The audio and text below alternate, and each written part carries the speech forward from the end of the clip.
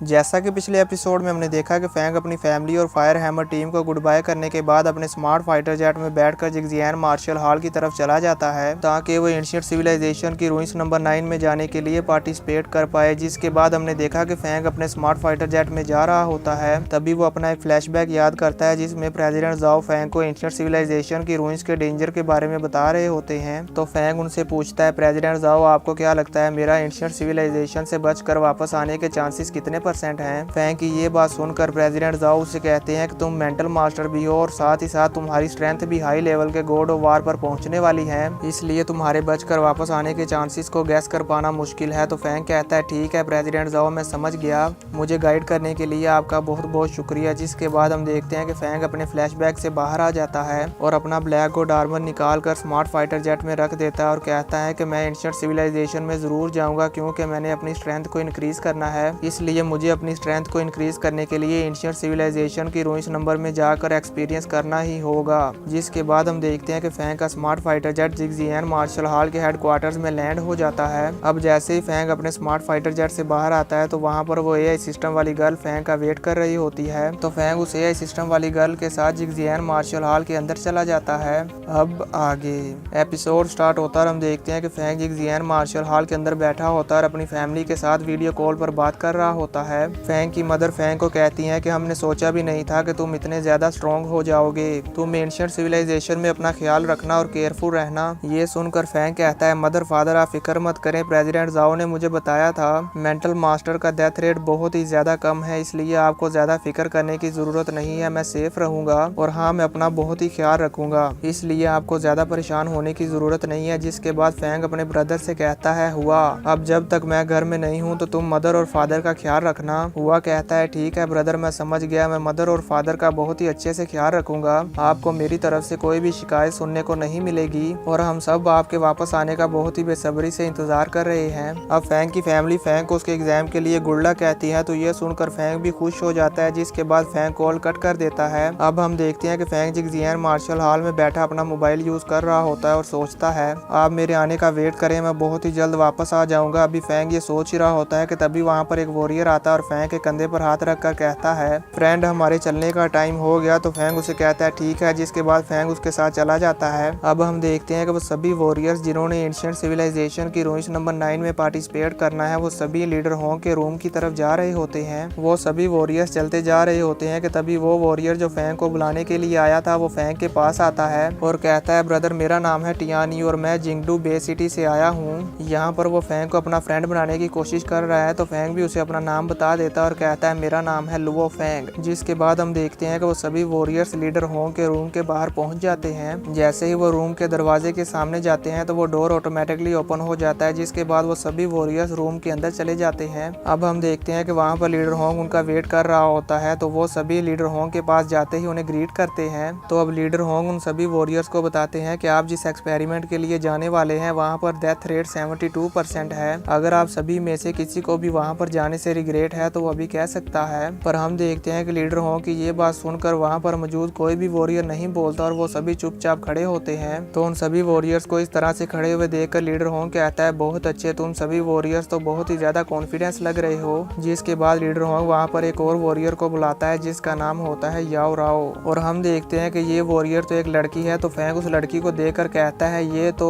Fang अभी इसके बारे में कुछ कह ही रहा होता है कि तभी टियान यू फैंग से कहता है ये लड़की लीडिंग गार्ड है और ये लीडर होंग के मेन 3 गार्ड्स में से एक है, इसका नाम है याओ राओ और ये बहुत ही ज्यादा ब्यूटीफुल है, स्पेशली इसकी आइस और इसका निक नेम है डेविल बर्नर। जिसके बाद हम देखते हैं कि लीडर होंग उन सभी वॉरियर्स से कहते हैं याओ लाओ आप सभी वॉरियर्स को एंशिएंट सिविलाइजेशन की रूइंस नंबर 9 तक ले जाएगी। अब जैसे याओ राओ टियानियो को फैंग के साथ बात करते हुए देखती है तो टियानियो ये देखकर बहुत ही ज्यादा डर जाता है और अपनी जगह पर स्टेबल खड़ा हो जाता है। लीडर होंग की बात सुनने के बाद वो सभी एग्री करते हैं और कहते हैं ठीक है। व्यू चेंज होता है और हम एक स्मार्ट फाइटर जेट को देखते हैं जो कि फ्लाई करता हुआ जा रहा होता है। जिसके बाद हम स्मार्ट फाइटर जेट के अंदर का व्यू देखते हैं जिसमें वो सभी वॉरियर्स एंशिएंट सिविलाइजेशन की रूइंस नंबर 9 की तरफ जा रहे होते हैं। याओ राओ उन सभी वॉरियर्स को गाइड कर रही होती है और बताती है कि हम सभी एंशिएंट सिविलाइजेशन की रूइंस नंबर 9 की तरफ जा रहे हैं जो कि अमेज़न जंगल की गहराई में है और इसे एंशिएंट सिविलाइजेशन की सभी रूइंस में से कम खतरनाक समझा जाता है।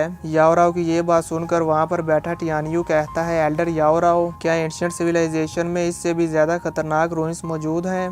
तो एल्डर याओरा उसे कहती है हाँ बिल्कुल, यहाँ पर और भी बहुत सारी हैं। फॉर एग्जाम्पल तुम एंशिएंट सिविलाइजेशन की रूइंस नंबर 1 को देख सकते हो, और ये नंबर 1 एंशिएंट सिविलाइजेशन की रूइंस ओशन में मौजूद बर्म्यूदा ट्रायंगल की गहराई में है। और ये एंशिएंट सिविलाइजेशन रूइंस हमारी अर्थ पर बहुत ही पहले डिस्कवर्ड कर ली गई थी, पर इस बात से कोई फर्क नहीं पड़ता क्योंकि ये जो नंबर 1 एंशिएंट सिविलाइजेशन की रूइंस है ये बहुत ही ज़्यादा खतरनाक है। वो इसलिए क्योंकि अगर इसमें कोई भी वॉरियर जाता है तो उसका जिंदा बचकर वापस आना बहुत ही ज़्यादा मुश्किल है। फिर चाहे वो जितना भी ज़्यादा पावरफुल मास्टर हो, इससे कोई फ़र्क नहीं पड़ता क्योंकि वो इसके अंदर जाते ही डिसअपेयर हो जाता है। और अब तक इसके अंदर जितने भी वॉरियर्स गए हैं उसमें से कोई भी वापस नहीं आया और ना ही उनके बारे में मालूम हुआ है कि उनके साथ क्या हुआ। अगर हम साइंटिस्ट की सुने तो उन्होंने ये कहा है कि उनमें से कोई भी वॉरियर जिंदा नहीं बचा क्योंकि हमें वहाँ पर उनके आर्मर मिले थे। और इसके अलावा हम तो ये भी नहीं जानते कि उस एंशिएंट सिविलाइजेशन के अंदर क्या है क्योंकि अब तक उसके अंदर जाकर कोई भी वापस नहीं आया। एल्डर याओरा की ये बात सुनकर वहाँ पर बैठे सभी वॉरियर्स बहुत ही ज्यादा शॉक हो जाते हैं, जिसके बाद हम देखते हैं कि फैंग कुछ सोच रहा होता है। फैंग सोचता है ऐसा लगता है कि इन एंशिएंट सिविलाइजेशन की रूइंस में बहुत ही ज्यादा सीक्रेट छुपे हुए हैं और इसी के साथ साथ ये बहुत ही ज्यादा खतरनाक है। हम जितने ज्यादा खतरनाक लेवल और डेंजर का सामना करके उसे पास करेंगे हमें उतना ही ज्यादा इनाम मिलेगा। इसके अलावा एंशिएंट सिविलाइजेशन की रूइंस नंबर 9 तो बस स्टार्टिंग है, इसके आगे तो बहुत ही ज्यादा डेंजरस रूइंस पड़ी हुई हैं। जिसके बाद एल्डर याओरा उन सभी से कहती है कि आपको दूसरी एंशिएंट सिविलाइजेशन की रूइंस के बारे में सोचने की ज़रूरत नहीं है।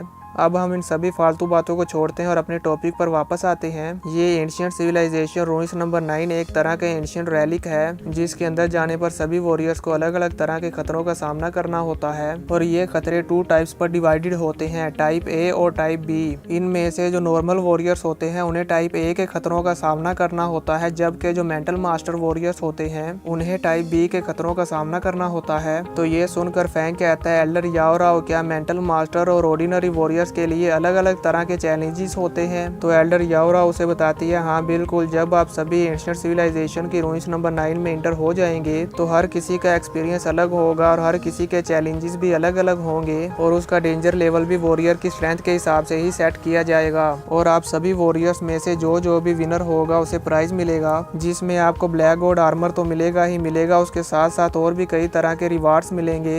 ये सुनकर वहाँ पर मौजूद सभी वॉरियर्स बहुत खुश हो जाते हैं। तभी एल्डर याओरा उन सभी को कहती है कि आपको इतना ज्यादा खुश होने की जरूरत नहीं है क्योंकि आप में से जो कोई भी इसमें फेल हो जाएगा या तो वो मारा जाएगा या फिर माजूर हो जाएगा।